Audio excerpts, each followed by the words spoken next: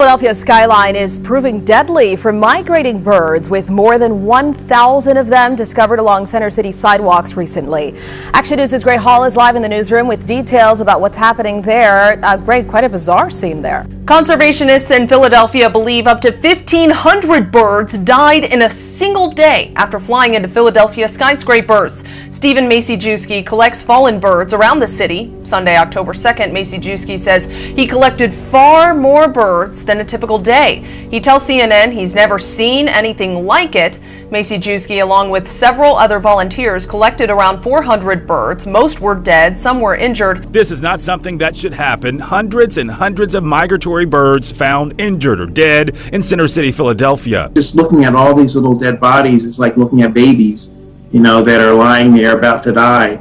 And it really affects you. Keith Russell with Audubon, Pennsylvania says this mass casualty happened October 2nd. He says it was a perfect storm of weather conditions that first led those birds into danger. Then they were attracted to the lights in those skyscrapers, but unaware the glass would stop their path. We expected to have a large migration, but we did not expect birds to crash into buildings in the numbers that they did. Russell says birds collide with buildings on a daily basis, and especially during migration season, but not on this scale. His team collected at least 400 of the mostly songbirds, but suspects there are hundreds or thousands more that were injured or that died. He tells Action News the last time something on this scale happened was back in 1948, when a flock of birds slammed into the PSFS building.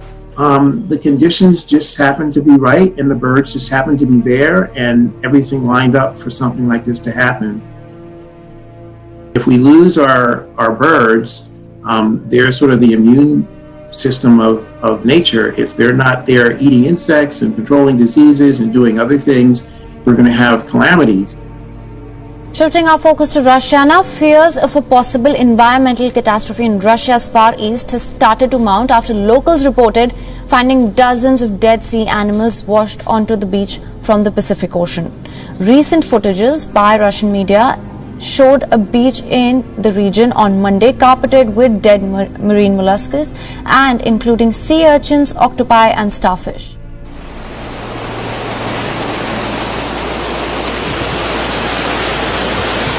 This is how the Kamchatka Peninsula looks like now. Hundreds of lifeless sea creatures and fish have washed up on the Pacific coast.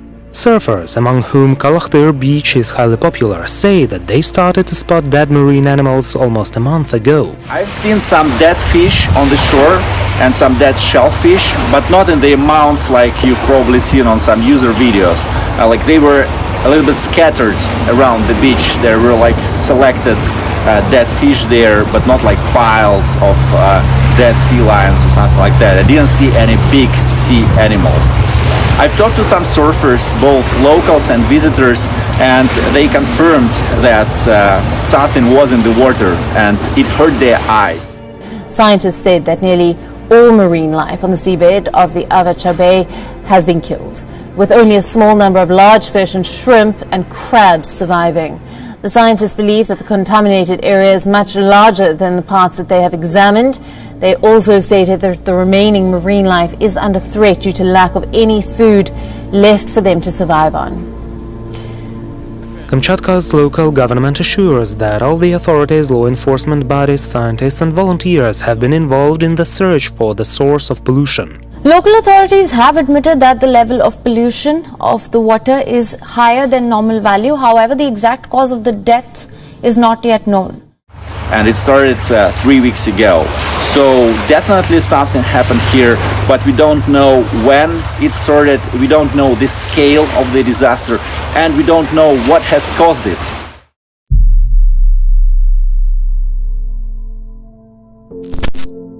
A smelly problem plaguing a neighborhood in Agoura Hills. Hundreds of dead fish floating in a Lake Lindero. Could the wildfires have something to do with it? Eyewitness News reporter Sid Garcia has more as neighbors try to get to the bottom of things. Lake Lindero is a lakeside community in Agoura Hills with the fish story to tell. No, not about the one that got away. It's the hundreds that are floating around dead in the water. And the smell. It's horrendous. The neighbors are up in arms. My friend's wife is in tears. She spent all this money for her house and she can't enjoy it. She can't open her windows. She and some of her neighbors are wondering why all of these dead fish are now floating around their lake. The Homeowners Association has hired a company to test the water to find out why the fish are dying off. An educated guess from the HOA board, an algae outbreak, or the devices that create oxygen for the fish are not working, or both. Today, one of the board members was out scooping up the dead fish, waiting to hear back from the company that's testing the water. He tells me State Fish and Wildlife offered their theory. Probably soot coming from the fires, which is, but it goes upstream because they're having lots of reports of the ash that suffocates the fish, but all this is yet to be determined right at this point. So while they wait for the test results to find out what exactly is killing the fish.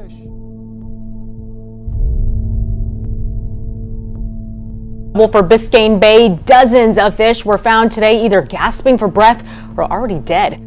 So reports began coming in early this morning just before sunrise. Dozens of dead fish washing up on the shores from as far north as the Holliver Inlet here at North Bay Village, even as far south as the Venetian Islands. And while not as massive as the fish kill we saw back in August, scientists fear we could be on the precipice of yet another catastrophic event on Biscayne Bay. Schools of mullet gasping for breath on the bay waters off Albert Pallet Park in Miami.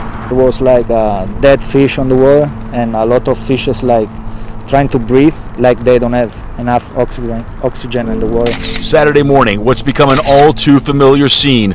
Dozens of dead fish floating on the bay from the Holliver Inlet to North Bay Village and south to the Venetian Causeway. About 11 o'clock last night, oxygen dropped super fast between 6 o'clock and 11 o'clock last night. I mean, just like a pulse of something sucking the oxygen out of the water. It was low oxygen levels that caused the unprecedented fish kill in Biscayne Bay back in August, when we saw thousands of dead fish and other marine life floating on the waters and washing up on the shores for days. But unlike last time, water temperatures Saturday were normal and circulation in the bay was better. Again, this just another indication that our bay is in crisis. At the latest now in Hurricane Delta, it has slammed into Mexico, made landfall just moments ago as a Category 2. The state of Louisiana is under a state of emergency as Hurricane Delta barrels across the Gulf of Mexico. Delta could make landfall again Friday evening as a Tony, good morning to you. Welcome to Cajun Country, my hometown. We are used to hurricanes happening here, but what's different about this is it could be a repeat. Hurricane Delta is as of now projected to make landfall within 15 to 20 miles from where Hurricane Laura made landfall just 6 weeks ago in Lake Charles. And Tony, you were there for it. That would be incredible if the same people devastated by Laura get hit yet again. But let's start with what Delta did in Mexico. Overnight, Hurricane Delta slamming into Mexico. The storm intensified from a tropical depression to a Category 4 hurricane in just over 36 hours. Trapping many Americans there on vacation. In nearby Cancun, daylight revealing down power lines, massive debris and trees toppled onto cars. The mayor of Cancun spoke about fallen trees and utility poles that were down, which made the roads impassable. Around 266,000 customers had lost power. Riding out Hurricane Delta at a packed shelter in Playa del Carmen as the storm slammed Mexico with 110-mile-per-hour winds.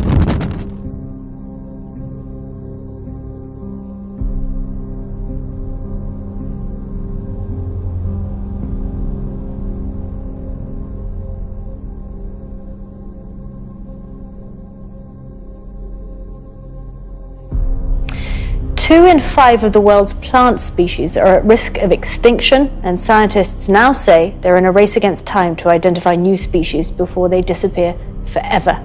That warning was echoed by Prince Charles at a UN summit on biodiversity, also attended virtually by the Chinese president. The plant kingdom is not just a thing of beauty. Its untapped and diminishing potential is highlighted in a study by London's Kew Gardens. Collating the work of scientists around the world, they estimate 40% of plant species are at risk of extinction. Hundreds of medicinal plants, including some kinds of aloe, are threatened, and only a tiny fraction of plants like the water hyacinth are being used for food and fuel. The attention that's being drawn to biodiversity loss at high levels across the world, I think, is a really positive thing. And this report will provide those decision makers, but also individuals at home, with new information and more information on making better decisions about conserving the diversity of plants and fungi. It's a sign of the times that biodiversity is a big political issue and now firmly on the international agenda. Conservation officials are sounding the alarm over a mysterious trend in the U.S. Southwest. Well, researchers say that they started finding these birds around August 20th near White Sands, and since then they've started seeing more and more dead birds across the state. Researchers say this could be for several reasons, from wildfires to the change in weather patterns. Yeah, it is very shocking and it's heartbreaking. One by one, hundreds and thousands of migratory birds are being found dead